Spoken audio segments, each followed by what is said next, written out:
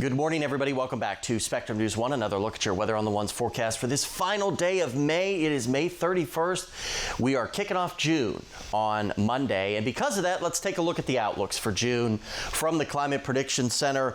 You see the large chunk of the lower 48 that is dealing with the potential for above average temperatures. And that does include us here in the tri-state. The darker the shading, the higher the confidence. So the forecast is for June to probably be just a little bit above normal in terms of our temperatures. Now, precipitation, no shading, which means we should get average precip, what we typically would get in the month of June. June is also the first month of meteorological summer, and the meteorological seasons are based on the annual temperature cycle across the planet. They consist of June, July, and August, as opposed to astronomical seasons, which are based on the position of the Earth to the Sun on its axis. Astronomical summer, which is the first day of summer on all of your calendars at home, that starts June 21st, so Father's Day, and that will run through mid-September. So wrapping up the meteorological spring. Today is the last day of that, but certainly feeling like summer the next couple of days.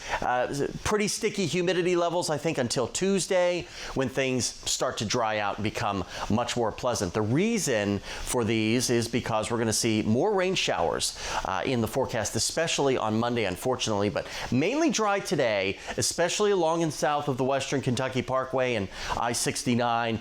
We could see some more of those pop-up popcorn afternoon and evening showers and downpours. There's no severe threat, but by tomorrow morning, we are watching a thunderstorm complex diving down from the southwest. This is expected to bring us quite a bit of shower activity, maybe even a few thunderstorms, if it holds together. It'll probably be in a weakening state, but just plan on rain for the first half of your Monday. 81 today in Bowling Green.